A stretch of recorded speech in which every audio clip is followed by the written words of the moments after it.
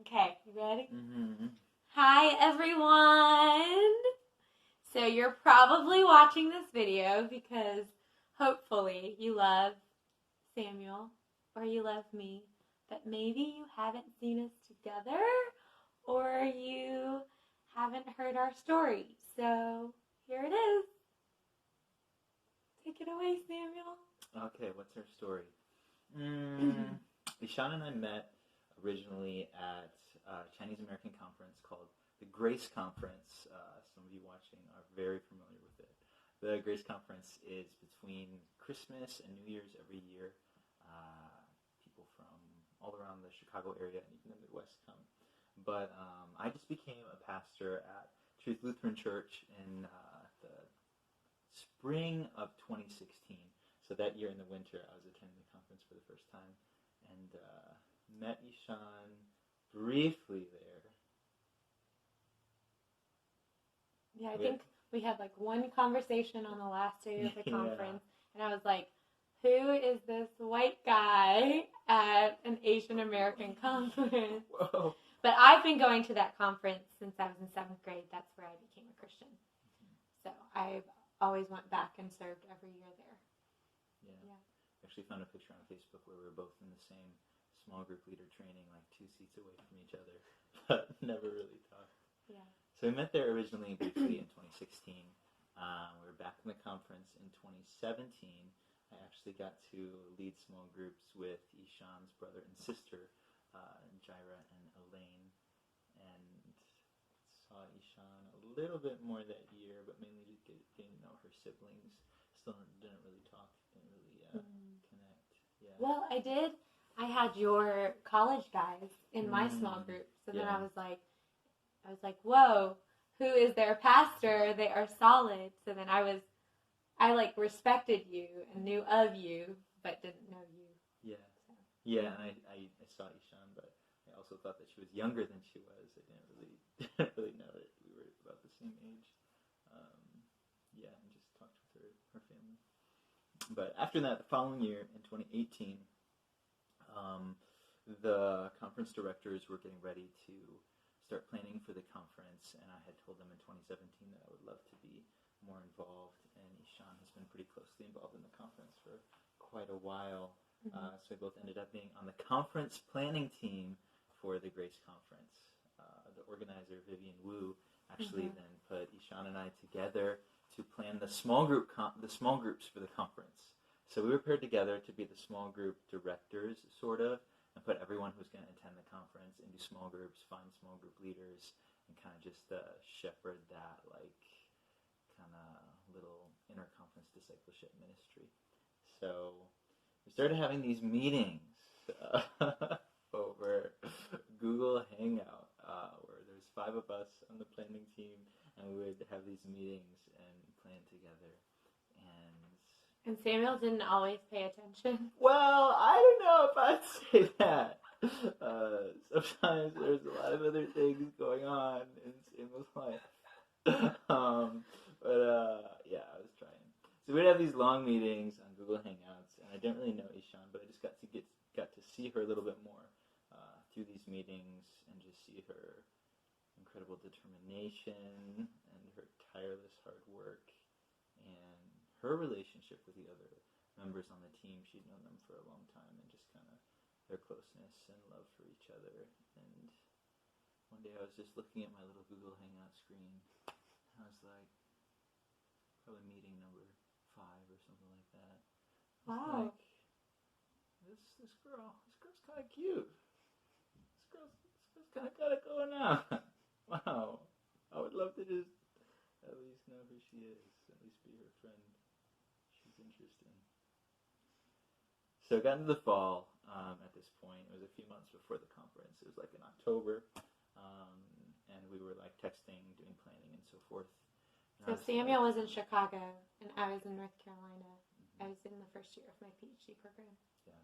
So we were like texting, doing planning, and I was like, I'm going to reach out a little bit. This woman seems amazing. Would love to just know who she is, at least a little bit more. So we were texting one day for conference stuff, and I kind of redirected the conversation. I was like, so how are you doing outside of conference planning? I got that text and I was like, I don't know how I want to respond to this. Well, I had gotten out of a long distance relationship in May, and so I was like, oh, is he trying to start something? Because I'm really not looking to start anything. And so, but then I think I just responded back like, kind of like shorter. Yeah. And then, but then you kept asking these like really long, like, what made you choose speech pathology? And like, I'm passionate about it, so I want to tell you like all these things about it. But so we text a little bit, and we're texting, and I'm like, oh, it's going good, whatever. And then she's like, I'm not really a fan of like texting that much, and just like, these are a lot of texts. And I was like, oh shoot. So I had a decision to make. I was like, well, how about I give you a call then? No, I think I said like I think I prefer conversation to texting, thinking like, okay, like maybe we can just talk when we're at the conference, like because this is getting to be a lot of text messages. Yeah, something like that. So I asked her if I could give her a call, and she graciously said yes. So we started talking on the phone in October, and had some really good conversations. Yeah, getting to know each other and each other's story, talking through some theological differences, and just like our upbringing and so forth. And then November came, and it was 1 month before the conference, and we had talked a few times. I told her I would really love to see her in person. Eshan is originally from Chicago, though she's been studying Chicago area. Though she's been studying in North Carolina for like about 5 years now, getting her master's and her PhD now. But she was coming back for Thanksgiving. And I was like, Eshan, I really want to see you in person when you're back. Can we like go grab coffee or something? And Eshan's like, I don't know. You know, the only day I actually have free when I'm back is actually Thanksgiving Day. If we could do something like in the morning. I was like, oh, we're gonna make it work. Let's go. So then we had our first date in Plainfield, we had Illinois. coffee. We had our first coffee date in Plainfield, Illinois, at this little cafe called Crema Coffee. And Eshan walked in with this purple coat on, a little unsure, but we grabbed coffee and sat down, and it was really good. Our conversation just flowed. It was really, really good. Yeah. It was like 2 hours. Yeah, it was about 2 hours. Just talked a long time, and it was our first time really interacting in person and seeing each other in person. And that was beautiful. I brought Eshan a strange gift at the end of our time. I found this chocolate wine, and I thought it was super cool. And so I was like, oh, I bet Eshan would like to try this. So I was like, I know you're hanging out with your family this week. I brought you this kind of unusual gift.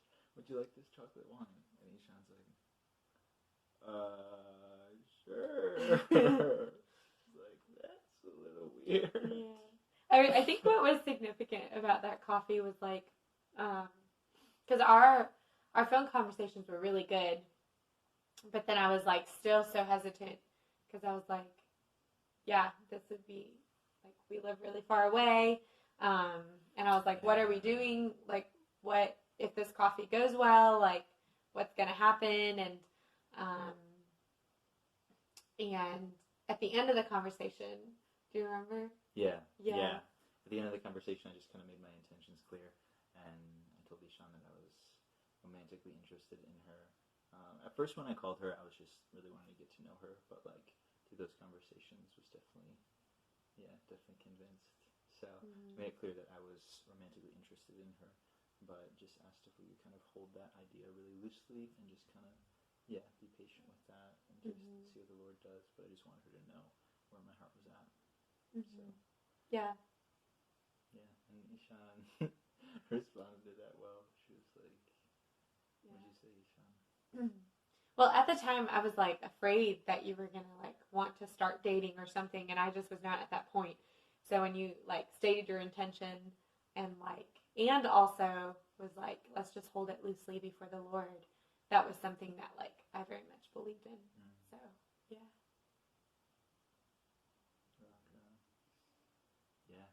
then I sent her home with some chocolate wine that she and her family never drank. And next time I was going to see her was at the conference. So we talked a couple more times. Yeah, had a lot of final planning to do for the conference, but finally got it done. I thought to myself, well, at the conference, we'll really see what this woman is about. Yeah, spend 4 full days together. Like 4 full days. Yeah, and see what happens. And we're going to be able to do training together for the small group leaders, and then lead the small group leaders through the conference together, be working together. So, conference came after Christmas, and we got to lead together. We did our training together. I remember showing up early for the conference and walking in, seeing Eshan with her giant laptop computer sitting at the table. I'm like, there she is. And just ironing out some very last minute things. And then doing our training. The training went really well and flowed. Yeah, the presentation we had made, and small group leaders were rock stars. Yeah, we worked really well together. Yeah. And I've worked with a bunch of people at the conference and just was like, wow, I really enjoy working with Samuel. Yeah. It was really affirming. Yeah, and the conference was really good that year. Yeah, got to hang out a fair amount and just spend time. I went to a few workshops that wasn't maybe as interested in to sit next to Eshan. But they were awesome. She made good choices. Then after the conference ended. It just went awesome. Yeah, got to know her and was really convinced that she was a woman of God. We actually did a reflection letter at the end of the conference, where we just wrote you write a letter to yourself and then send it to you to open it a few months later. So I opened my letter. I took a long time opening my letter. I think I opened my letter this year in August or something like that. But I wrote in it that I discovered that Eshan was a woman of God. Yeah. I said Eshan was a 31, like Proverbs 31. That was mine. That touched my heart. That was my cover. So after the conference, we had kind of an after party at one of the conference team members' houses. A really dear brother. And I was like, okay, Sean's going to go back home to North Carolina. She's not going to be here long. Got to strike while the iron is hot. Come on. And so it was New Year's Eve, and we had just finished celebrating. After 12, after this long, draining conference, we were both super tired. But Eshan was washing dishes in the kitchen of this house as we were cleaning up. Eshan. And then I was like, so Eshan, I know you're going back to North Carolina soon. Would love to go on a date with you and grab dinner or lunch or something like that. Is there any time that we could go on a date? I felt through the conference. Wait. I felt through the conference it went well, and I was getting some positive vibes. But she was pretty subtle. She was pretty hard to read. I think it's good. I think she kind of likes me, but I'm not sure. Threw it out there, date. And as soon as I said it, I saw her visibly be like,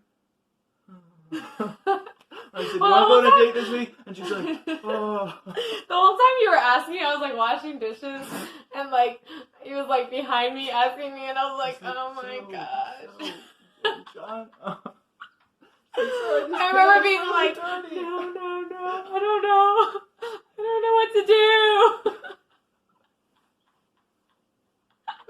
Anyway, so she said, I think, let me check with my family, and I'll get back to you. And I was like, okay, cool, sounds good. But then she texted me the next day. Well, the next day, I was praying and reading the Bible, and I was like, gosh, why am I so, nervous to just go on one date with him?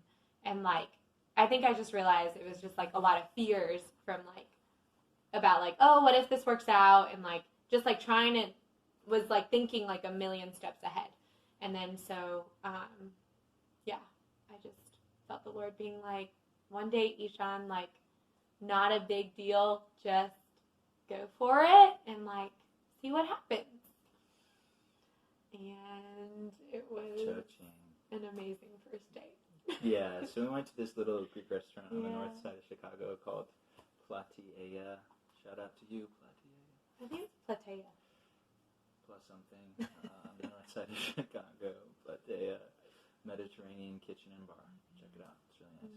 Anyway, we went there for our first day. We got this cute little booth, and we just kind of started talking about our hearts, like our passions. Yeah, I discovered that we both have an incredible love for marginalized people, an incredible burden for the church, and just seeing apathy and kind of a reawakening and kind of renewal that needs to happen in the church. And a lot of Christians that claim Christ but don't really live for Him and demonstrate His love in their lives. So it was amazing to just talk and go deeper, probably one of the deeper talks that we had had, and just realize that we have the same heart for the Lord and for people and certain groups and passions. And it was just like really beautiful. Yeah. And we're just so in harmony. I remember, I think for me, the most significant thing, I was like, wow, I have never met a guy that like shares my heart as much as you do. And like the lessons that God has been teaching you, like throughout your life, seems to like match and align with the lessons that the Lord has been teaching me. And then the things that like you're passionate for, like were the things that I was passionate for. Yeah. And it was like, I just remember my heart like burning as you were talking, because I was like, oh my gosh, yes, like, and yeah, like not even really even, I think just like sensing a lot of unity in what we cared about, like not even on a romantic level, it was just like passion level of like what our life calling was and what we really wanted to spend our life doing. Yeah. It was so significant. Yeah, we're talking about trusting God and God working through pain, and God working through loneliness, and just God's good plan through trials. Yeah. So we're just so jiving, we're just so in harmony, and I'm just like, okay, we just gotta go for this thing. And I was like, Eshan, I love you. No, I didn't say that. No, that would have been great. That would have been a little too much. No, but I just told her, I was like, I'm like, yeah, very, very interested in you. Like, I love your heart, and I love even what's going on here in like this dinner.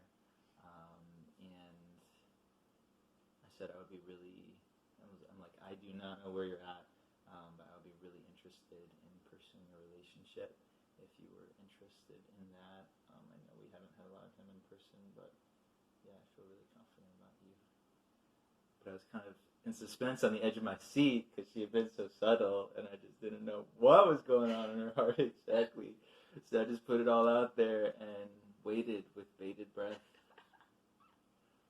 And Eshan said, I think... No, he said, Samuel, I tried so hard not to like you. Oh, yeah, you did say that. Yeah. I tried so hard not to like you. Yeah. And I was like, you did? Because I was like, didn't want to date a pastor, didn't want to do long distance, like, only known you for a shorter amount of time, and like, yeah, just lots of questions and lots of uncertainties that I didn't even want to think about. But somewhere in there, either before that or like immediately after that, she was like, I think you're awesome. Oh, like, yeah. I was like, yeah, I am interested. And I was like, you do? Oh, wow. Oh my gosh. Yeah, so it was, awesome. Oh, thanks, Eshan. So it was super encouraging. Yeah, really, really good. And she's like, yeah, I think I'd be interested in pursuing a relationship. And I said, okay, let me ask you officially then, will you date me? Will you be my girlfriend? And yeah, talked a little more. She said yes. So started dating. That was January 1st, 2019. And got to see Eshan one more time before she went back to North Carolina. I drove her to the airport, dropped her off, and said, see you later. From that point, there were many phone calls, and we just thank the Lord for Facebook Messenger and Messenger Video calls. Lots of video calls. Yeah, I was living in Naperville, working at my church, and just spent a lot of times in the evenings. Yeah, we started to talk almost every day, fairly quickly. Yeah, I think so. Mm-hmm. Yeah, and started to send some packages. My sister Abigail helped me make some packages. She really made the packages early on. These themed packages, and so I started to send Eshan a package a month with a letter. Yeah, inside every package was a letter, which I loved. And he would send me a video of him reading the letter out loud. Yeah, and then Eshan sent me some packages, sent me a package for my birthday, sent her some things for Valentine's Day in February. Got a reading assignment from her father, Pastor Pla. We read Boundaries and Dating together by Townsend and McLeod. That was really good. Yeah. I actually really enjoyed talking through and learning together. Yeah. I think that was kind of cool. Yeah. Learn together. Yeah, that was really good actually. Mm-hmm. Yeah, so did some reading, and then we're going to do a visit in March. I was going to come down and visit her in March, but decided to wait until April based on her parents' suggestion also. So then I came down here to North Carolina to this apartment, which we are in right now, for the first time last April. Yeah. Mm-hmm. Eshan picked me up at the airport. We were both a little bit nervous because we'd just been talking on the phone. For 3 months. Over video, yeah. For about 4 months. 4 months? Yeah, but... We're like, what is this guy like from day to day? She picked me up at the airport, ate some P.F. Chang's, drove from Raleigh down here to Greenville, and just sat down on this couch and just talked. Oh, yeah, in person. In person, so deep. Yeah. So fluidly, just kind of from the soul. And had the most amazing trip. That first visit, as I was staying with a friend of hers. B-Rad. And yeah, stayed for about 4 days. Had to go back home, be there for the weekend for pastoral work, and things just continued to grow from there.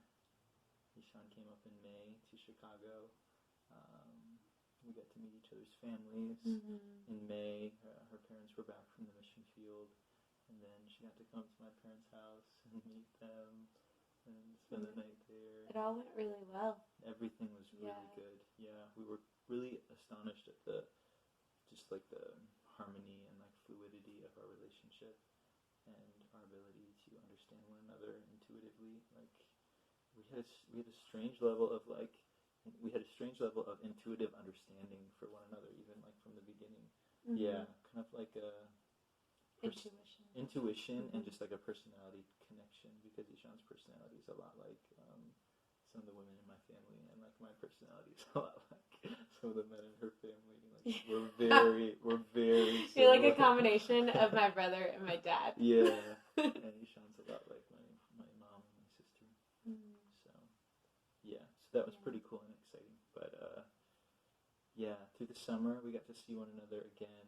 Eshan had a couple of weddings in Chicago.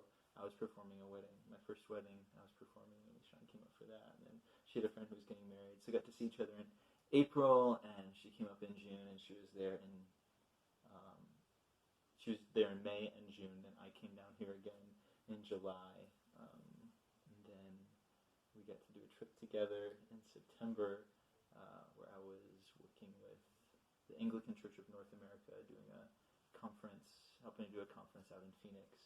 So I came down here to North Carolina, and then Eshan and I traveled together for the first time out to Phoenix, and was there for a conference. That was the first time at that conference. It was a little bit difficult for us, actually. It would seem like so much of our harmony and so much of our togetherness, but then at the conference, kind of trying to keep on schedule, and the dynamic of sort of hosting, but also being with our conference team, really strained our relationship. And I think that's where we saw our differences, and actually that we are also deeply different, though we're deeply similar. Mm-hmm. And we got to see, realize that our differences helped one another and like sharpened each other. Mm-hmm. Yeah, I can be very like time oriented. I can be very like structured. I can be very intense and like task driven. And Eshan is like very present, extremely relational. Yeah, can Not be on very schedule. still. Can be on schedule, but as it turns out, just be more in the beauty of the moment and with the people, and it's really good. So we're struggling a little bit there, but went through some conflict and resolved it, and God was showing us how beneficial we will be to each other as we continue to grow. And Yeah, that was really, I remembered it was like really hard during the trip, but then after we came back and we like debriefed and like talked through kind of everything that happened, like it was really significant when I was like, well, you know what I realized is that like I think our differences like fit one another, and that like the places that I lack like are the places where he's really good at and strong at, and then the places where he lacks are things that like I am strong at. And so like if we can just like love the areas where we're different, like we can really like be a really strong team. yeah. So that was significant in that way. So we're thankful for the conflict and the discussions that we had. Discussions. Yeah. Then what happened, Eshan? And then October was my fall break, so I got to go up there, and then November got to go to Chicago also, and then December was when he got to come down to Atlanta, where I lived for a year and a half. Got to meet the Yee family, who is like my family, for a year and a half when I was living there. Yeah, and then we got to do round 2 of Grace Conference, and that time, so 2018, doing Grace Conference together, like having dated almost a year, was so significant because, like, I'd never served alongside. 2019.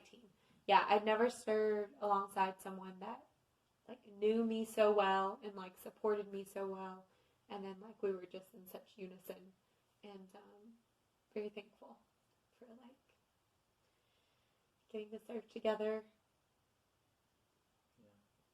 Yeah. We were in Atlanta for a week, and then Eshan came back to Chicago, and we got to spend a lot of time.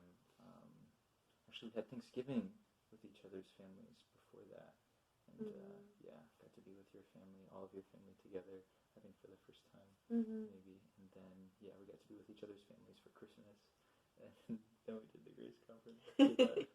Just got a lot of really good family time. Yeah. Then did the Grace Conference after that. The Grace Conference went awesome. Yeah, it was good to work together. Still had to do some figuring. Still had a little bit of conflict just before it, but worked it through.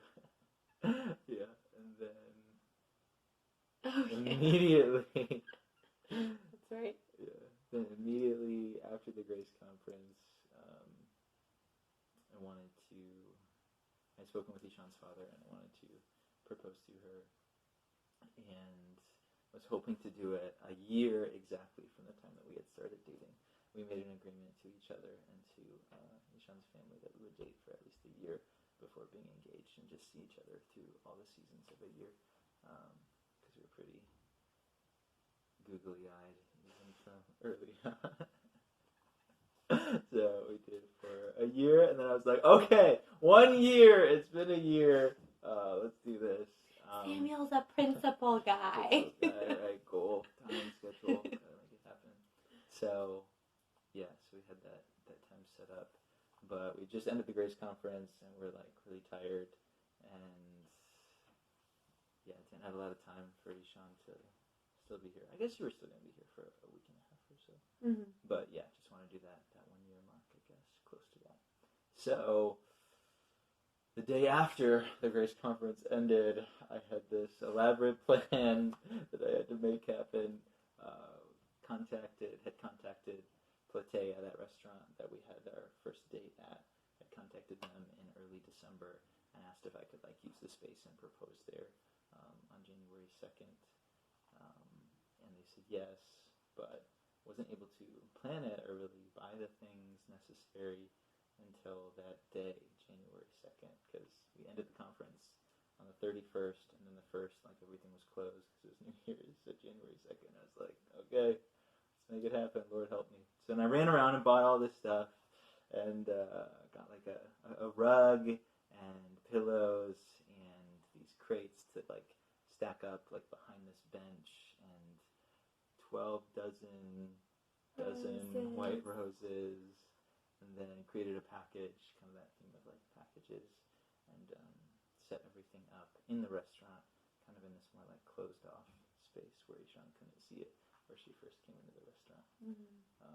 So then I picked up Eshan. I finished setting everything up. The restaurant was about an hour away from Eshan's parents' house where she was staying. And I finished setting it. I told Eshan I would pick her up at 4. It's an hour away. And I finished setting everything up at 3:05. So I got in my car and raced down there to Joliet to At pick the up speed Eshan. limit. Raced down at the speed limit, because I always try the speed limit.